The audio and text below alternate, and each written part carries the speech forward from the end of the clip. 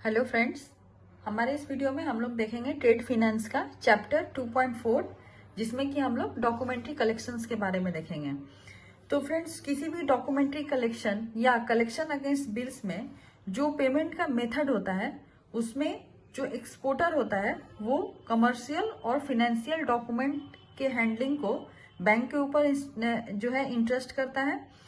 फिर बैंक जो है वो उस इंस्ट्रक्शन को फॉलो करके डॉक्यूमेंट जो है वो इंपोर्टर को रिलीज करती है। बैंक जो है इस ट्रांजैक्शन में किसी भी तरीके के पेमेंट की जो है वो गारंटी नहीं लेती है। उसका सिर्फ काम होता है कि वो डॉक्यूमेंट को कलेक्ट करेगी एक्सपोर्टर से और इंपोर्टर को रिलीज करेगी एज पर जो बिल ऑफ एक्सचेंज में जो भी इंस्ट्रक्शन होगा उसको फॉलो करते हुए। और इसके लिए जो ट्रांजैक्शन में जो भी रूल्स एंड रेगुलेशन जो है वो फॉलो किए जाते हैं वो यूनिफॉर्म रूल्स होते हैं for collection published by the international chamber of commerce, जिसको कि हम लोग यूसीपी 600 के नाम से भी जानते हैं फ्रेंड्स। उसको हम लोग अगले जो हमारे आगे के चैप्टर्स हैं उसमें हम देखेंगे।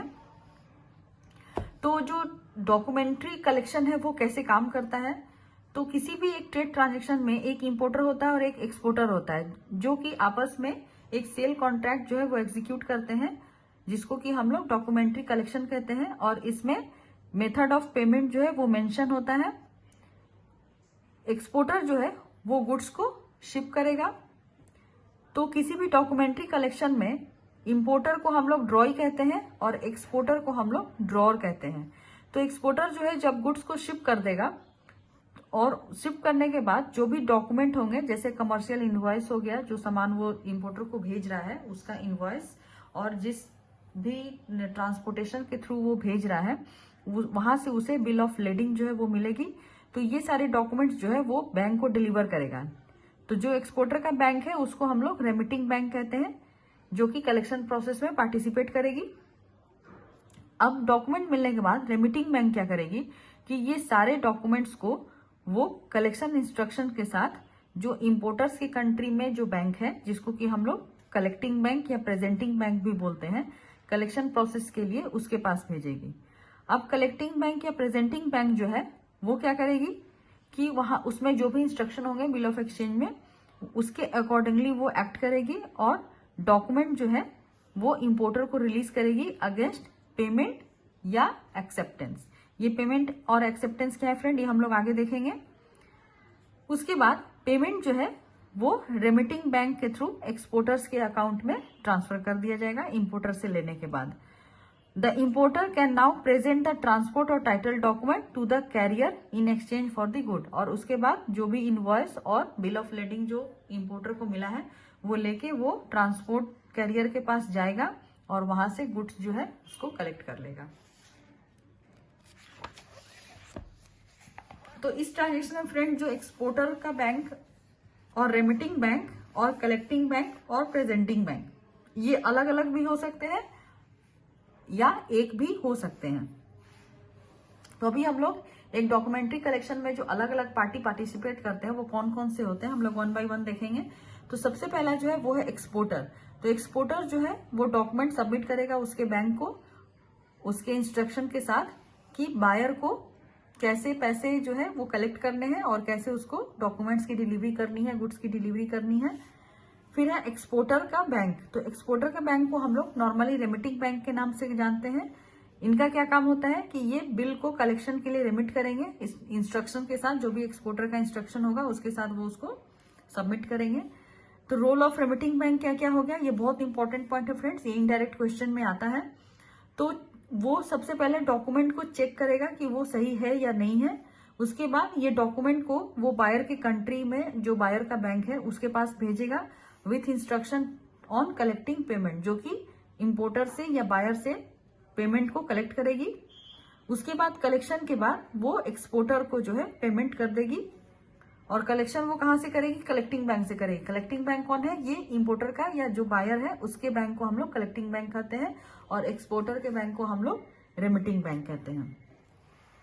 फिर जो सेकेंड पार्टी होगा वो होगा बायर या इंपोर्टर। बायर या इंपोर्टर को हम लोग ड्रॉई भी कहते हैं। इंपोर्टर का क्या क्या रोल है, वो जब उसको बिल रिसीव होगा तो वो उसको पेमेंट करेगा, शिपिंग डॉक्यूमेंट को लेगा और गुड्स को क्लियर करेगा। फिर है importers bank. Importers bank normally importer के कंट्री में होता है। नॉर्मली ये जो है फ्रेंड्स, जो रेमिटिंग बैंक होती है उसी की कोई ब्रांच होती है या फिर उसका कोई करस्पॉन्डेंट बैंक होता है। लेकिन any other bank may be used if the exporter request it. Exporter अगर चाहता है तो वो किसी और बैंक को भी जो है, जो कलेक्टिंग बैंक है, जो रेमिटिंग बैंक है, वो अलग अलग भी हो सकती है। ये एक्सपोर्टर के ऊपर डिपेंड करता है। The collecting bank acts as remitting bank agent. तो जो कलेक्टिंग बैंक होता है जो कि इंपोर्टर के कंट्री में है, वो रेमिटिंग बैंक के एजेंट की तरह काम करता है और रेमिटिंग बैंक के जो भी इंस्ट्रक्शन होते हैं वो उसको फॉलो करता है। लेकिन कलेक्टिंग बैंक जो है वो पेमेंट की गारंटी नहीं लेता है। इंपोर्टर के बैंक को हम लोग कलेक्टिंग बैंक या प्रेजेंटिंग बैंक कहते हैं। तो इसका क्या क्या काम है, ये भी बहुत इंपॉर्टेंट पॉइंट है फ्रेंड्स। ये रेमिटिंग बैंक के एजेंट की तरह काम करेगा। कौन काम करेगा? जो कलेक्टिंग बैंक या प्रेजेंटिंग बैंक है इंपोर्टर्स का, वो as a remitting bank agent जो है काम करेगा। ये बायर को बिल जो है वो प्रेजेंट करेगा फॉर पेमेंट और एक्सेप्टेंस। फिर डॉक्यूमेंट जो है वो बायर को रिलीज करेगा। जब एक्सपोर्टर जो है वो उसको इंस्ट्रक्शन दे दे कि हाँ आप उसको रिलीज कर दीजिए डॉक्यूमेंट, तो वो बायर को रिलीज कर देगा। उसके बाद remit the proceeds of the bill. उसके बाद वो इंपोर्टर से जो भी उस बिल का प्रोसीड्स है वो लेकर के रेमिटिंग बैंक्स को, जो रेमिटिंग बैंक्स का इंस्ट्रक्शन है उसके थ्रू वो रेमिट कर देगा रेमिटिंग बैंक को। अब अगर बिल जो है वो अनपेड या अनएक्सेप्टेड हो तो कलेक्टिंग बैंक क्या करेगी? ये तो हो गया कि अगर बिल जो है वो प्रोसेस हो गया, कलेक्ट हो गया, इंपोर्टर जो है उसने उसमें कोई भी डिफॉल्ट नहीं किया और उसने पेमेंट दे दिया। अब अगर वहां पे जो बिल है वो अगर अनपेड होता है या अनएक्सेप्टेड होता है बाय द बायर, तो उस केस में कलेक्टिंग बैंक का क्या काम है? तो कलेक्टिंग बैंक क्या करेगी कि ये उस गुड्स का स्टोरेज का अरेंजमेंट करेगी और उसका इंश्योरेंस करवाएगी as per remitting bank instruction. उसके बाद रेमिटिंग बैंक के बिहाफ में वो प्रोटेस्ट भी करेगी। प्रोटेस्ट का मतलब होता है कि वो कोर्ट में जो है लीगल प्रोसीडिंग्स जो है वो फाइल करेगी जो इंपोर्टर है उसके अगेंस्ट में। Request for further instruction from the remitting bank if there is a problem. अगर वहां पे कोई इंस्ट्रक्शन नहीं है या उसको कोई प्रॉब्लम हो रही है तो वो रेमिटिंग बैंक से फर्दर इंस्ट्रक्शन के लिए रिक्वेस्ट भी भेज सकती है। एक बार अगर इंपोर्टर से उसको पेमेंट रिसीव हो जाए तो कलेक्टिंग बैंक जो है वो प्रोसीड्स को इमीडिएटली रेमिटिंग बैंक को जो है सबमिट कर देती है और उसके अगर इसमें कोई चार्जेस है तो वो उस चार्जेस को डिडक्ट कर लेती है। फिर है डिसऑनर। अगर इंपोर्टर जो है वो पेमेंट करने से या बिल को एक्सेप्ट करने से अगर रिफ्यूज कर दे तो कलेक्टिंग बैंक को जो है इमीडिएट जो प्रोटेस्ट या नोट होता है बिल का बिना किसी डिले के फाइल करनी होती है। प्रोटेस्ट बिल क्या होता है? प्रोटेस्ट बिल जो है ये एक फॉर्मल रिप्रेजेंटेशन होता है किसी भी बिल ऑफ एक्सचेंज के डिसऑनर होने का। जब रेमिटिंग बैंक और ब्रांच जो है वो इंस्ट्रक्शन देती है प्रोटेस्ट बिल को आइदर नॉन पेमेंट या नॉन एक्सेप्टेंस, या अगर दोनों केस हो एक साथ, particular care must be taken to ensure that such instruction are carried out promptly.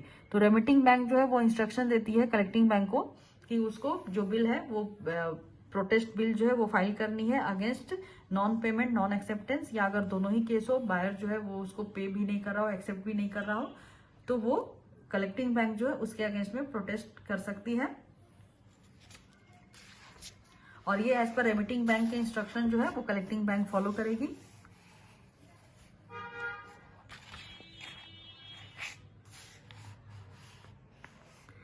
अभी है फ्रेंड नेक्स्ट जो हमारा है वो है statement of bills, sorry settlement of bills. तो एक्सपोर्टर जो है वो इंपोर्टर को बोल सकता है बिल सेटल करने के लिए दो तरीके से। पहला तरीका है डीपी और दूसरा है डीए। डीपी का मतलब होता है डॉक्यूमेंट अगेंस्ट पेमेंट और डीए का मतलब होता है डॉक्यूमेंट अगेंस्ट एक्सेप्टेंस। तो डीपी में क्या होगा?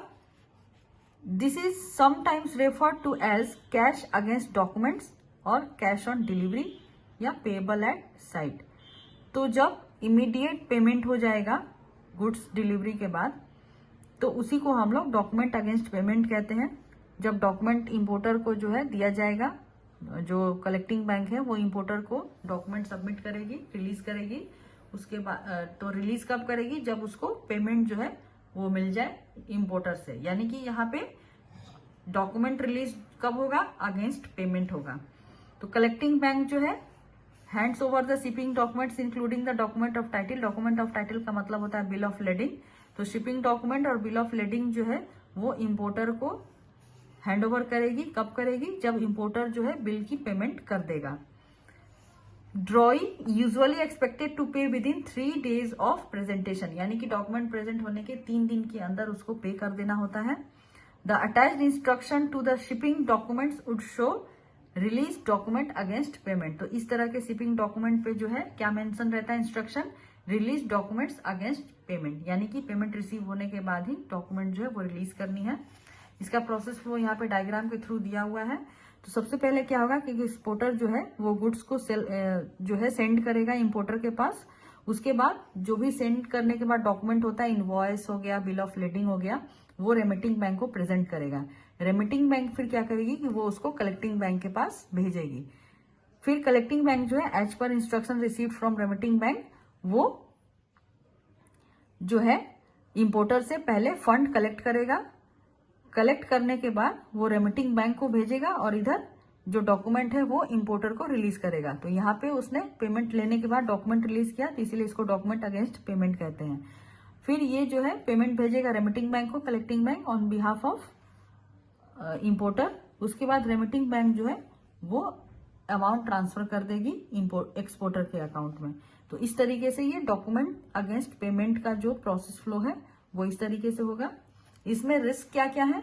तो रिस्क क्या है कि एक्सपोर्टर जो है उसको गुड्स के ऊपर कंट्रोल रखना पड़ेगा जब तक कि इंपोर्टर उसको पेमेंट कर नहीं देता है। अगर इंपोर्टर जो है वो पे करने से रिफ्यूज कर दे तो एक्सपोर्टर जो है प्रोटेस्ट कर सकता है बिल को और उसको कोर्ट में सूट फाइल कर सकता है, या फिर किसी और बायर को अरेंज करके वो उसको सेल आउट कर सकता है या अपने गुड्स को ऑक्शन भी कर सकता है। तो इस तरह से उसके पास 2 चॉइसेस रहते हैं कि उसको क्या है कि अपने गुड्स को वापस ले जाने से अच्छा है कि उसको कम प्राइस में जो है वहां पे सेल आउट कर दिया जाए, तो उसको जो लॉस है वो कम होगा। कभी कभी क्या होता है कि एक्सपोर्टर जो है किसी एजेंट को जो कि इंपोर्टर्स की कंट्री में ही होता है उसके साथ वो कांटेक्ट करता है। उसको कांटेक्ट करने के बाद वो उसको हेल्प करता है कि वो उसके गुड्स को वहीं पे सोल्ड आउट करने में उसको हेल्प करे। तो इसको हम लोग केस ऑफ नीड भी कहते हैं। केस ऑफ नीड का मतलब क्या हो गया कि someone who can be contacted in case of need by the collecting bank. ऐसा एजेंट जिसको कि कांटेक्ट किया जा सकता है अगर कलेक्टिंग बैंक को किसी भी इस तरीके के केस में अगर जरूरत पड़ती है किसी एजेंट की, ताकि वो उस गुड्स को सोल्ड आउट कर सके। If the importers refuses to pay, अब इंपोर्टर अगर रिफ्यूज करता है पे करने से तो कलेक्टिंग बैंक जो है एक्सपोर्टर्स के इंस्ट्रक्शन पे एक्ट कर सकती है। तो एक्सपोर्टर उसको क्या क्या इंस्ट्रक्शन दे सकता है? सबसे पहला तो जो गुड्स है उसको पोर्ट से रिमूव करके वेयर हाउस में रखना और उसका इंश्योरेंस करवाना। उसके बाद किसी भी केस ऑफ नीड पर्सन से कांटेक्ट करना और उसके साथ निगोशिएट कर सके विद द इंपोर्टर, जो कि इंपोर्टर के साथ निगोशिएट करके उसका माल जो है वो सेटल करा सके, या फिर उसको वो किसी अदर पर्सन के साथ या सेल के थ्रू या ऑक्शन के थ्रू उसको सेल आउट कर सके। उसके बाद protest the bill through the bankers lawyer. Collecting bank जो है वो बिल को प्रोटेस्ट कर सकती है थ्रू बैंक्स लॉयर। फिर सेकंड जो प्रोसेस है वो है documents against acceptance. Documents against acceptance में एक्सपोर्टर जो है वो इंपोर्टर को थोड़े टाइम के लिए जो है क्रेडिट अलाउ करता है, यानी कि जो पीरियड ऑफ क्रेडिट है उसी को हम लोग यूजेंस कहेंगे। कोई भी इंपोर्टर या ड्रॉई जो है उसको पहले जरूरत होती है बिल को एक्सेप्ट करने के लिए, तो वो एक साइन प्रॉमिस जो है वो करके देता है एक्सपोर्टर को कि वो बिल का जो पेमेंट है वो फ्यूचर डेट में करेगा। जब वो बिल को साइन करता है तो बिल जो है इन एक्सेप्टेंस जो है उसको डिनोट किया जाएगा और वो गुड्स का जो क्लियरेंस है वो ले सकता है, यानी कि बिल को सिर्फ एक्सेप्ट करके वो गुड्स का क्लियरेंस ले सकता है। तो इसका भी प्रोसेस फ्लो डायग्राम के थ्रू दिया हुआ है।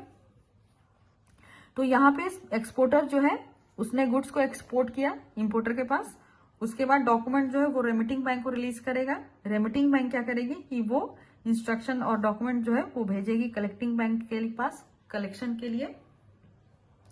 उसके बाद कलेक्टिंग बैंक जो है वो बिल एक्सेप्टेंस के बाद इंपोर्टर को वो डॉक्यूमेंट रिलीज करेगी और इम्पोर्टर जो है उसको जितना क्रेडिट पीरियड का टाइम मिला हुआ है उसके बाद, जिसको कि हम लोग यूजेंस पीरियड कहते हैं, उसके बाद वो फंड जो है वो कलेक्टिंग बैंक को ट्रांसफर करेगा। कलेक्टिंग बैंक क्या करेगी कि वो रेमिटिंग बैंक को फिर ट्रांसफर करेगी और रेमिटिंग बैंक फिर एक्सपोर्टर के अकाउंट में उसको ट्रांसफर करेगा।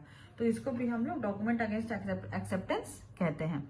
तो पेमेंट डेट जो है इस जो डॉक्यूमेंट अगेंस्ट एक्सेप्टेंस का केस है उसमें टर्म के नाम से वो कैलकुलेट किया जाता है, टर्म ऑफ बिल। ये टर्म जो है यूजुअली 30 डेज के मल्टीपल में कैलकुलेट किया जाता है, जो कि either from the date of sight, यानी कि जिस डेट को वो गुड्स जो है वहां पे पहुंचा, या फिर from the date of shipment, यानी कि जिस डेट को गुड्स एक्सपोर्टर ने शिप किया था वो डेट, या फिर इंपोर्टर के पास जिस डेट को गुड्स पहुंच गई, उन दोनों में से कोई भी एक डेट से लेकर के 30 डेज तक का उसको यूजेंस पीरियड दिया जाएगा पेमेंट करने के लिए, जो कि बिल ऑफ एक्सचेंज में स्टेटेड होगा कि वहां पे जो आपका जो साइट डेट है वो कब से शुरू होगा यूजेंस पीरियड, वो या तो डेट ऑफ साइट से भी हो सकता है या फिर डेट ऑफ शिपमेंट से लेकर के 30 डेज तक का हो सकता है।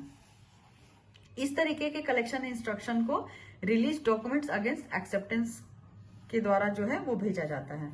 अभी इसमें क्या क्या रिस्क है, तो जो डॉक्यूमेंट अगेंस्ट एक्सेप्टेंस है उसमें इंपोर्टर जो है वो डॉक्यूमेंट को इंस्पेक्ट कर सकता है। अगर वो सेटिस्फाइड है तभी वो बिल को एक्सेप्ट करेगा और ड्यू डेट में पेमेंट करेगा। एक्सपोर्टर जो है उसके ऊपर कंट्रोल नहीं होता है इंपोर्टर के ऊपर। एक्सपोर्टर जो है उसके ऊपर काफी सारे रिस्क यहाँ पे उसको बेयर करने पड़ेंगे। इंपोर्टर जो है वो रिफ्यूज कर सकता है पे करने के लिए, और ये रिफ्यूज करेगा किस किस कारण से रिफ्यूज कर सकता है, अगर गुड्स जो है उसने जो ऑर्डर किया था वो ना भेज के कुछ और गुड्स अगर उसको भेजा जा रहा है तो, या फिर वो एबल नहीं है उस गुड्स को सेल करने में, या फिर वो एक्सपोर्टर को चीट करना चाहता है, या फिर वो बैंकरप्ट हो गया है, वो उसको पे नहीं कर पा रहा है। तो ये 4 केसेस में जो है इंपोर्टर जो है वो रिफ्यूज कर सकता है पे करने से, और इसका जो पूरा का पूरा रिस्क है वो एक्सपोर्टर को बेयर करना पड़ेगा। फिर है यूजेंस डीपी बिल, यानी कि डॉक्यूमेंट अगेंस्ट पेमेंट। तो बायर जो है वो बिल को एक्सेप्ट करेगा जिसमें कि उसको एक स्पेसिफाइड फ्यूचर डेट दिया जाएगा, और ये फ्यूचर डेट जो है वो किसी भी मतलब जो उसका डॉक्यूमेंट रिसीव हो रहा है but does not receive the document until he has actually paid for them, यानी कि उसको फ्यूचर डेट तो उसमें डिसाइड किया गया है लेकिन उसको डॉक्यूमेंट तब तक रिसीव नहीं होगा जब तक कि वो उसको पे नहीं कर देता है, इसीलिए इसको डॉक्यूमेंट अगेंस्ट पेमेंट बिल बोला जाता है। तो बायर जो है, buyer is not oblige to pay the bill before its due date but he may want to do so if the ship arrives before that date, यानी कि buyer जो है वो बिल के ड्यू डेट से पहले जो है पे करने के लिए ऑब्लाइज नहीं होता है, लेकिन अगर वो चाहे, अब मान लीजिए उसका जो सामान पहुंचने वाला है वो समय से पहले पहुंच गया तो वो टाइम से पहले पे करके सामान की डिलीवरी जो है वो ले सकता है। There are still DP terms so there is no extra risk to the exporter और हिज बैंक। तो डॉक्यूमेंट अगेंस्ट पेमेंट जो है वो उसको पेमेंट रिसीव हो जा रही है तो यहाँ पे एक्सपोर्टर को और उसके बैंक को जो है एक्स्ट्रा रिस्क है वो बेयर नहीं करना पड़ता है।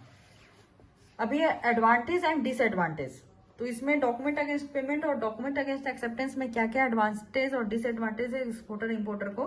तो एक्सपोर्टर को एडवांटेज है कि उसको डॉक्यूमेंट जो है जब तक पेमेंट नहीं मिल जा रहा है वो रिलीज नहीं कर सकता है, तो ये उसके लिए एडवांटेज है कि उसको पेमेंट लेने के बाद ही डॉक्यूमेंट रिलीज करना है यहाँ पे। और डिसएडवांटेज है कि यहाँ पे जो है पेमेंट रिफ्यूज भी किया जा सकता है इंपोर्टर के थ्रू, और इसमें उसको कमर्शियल और कंट्री रिस्क जो है वो बेयर करना पड़ेगा।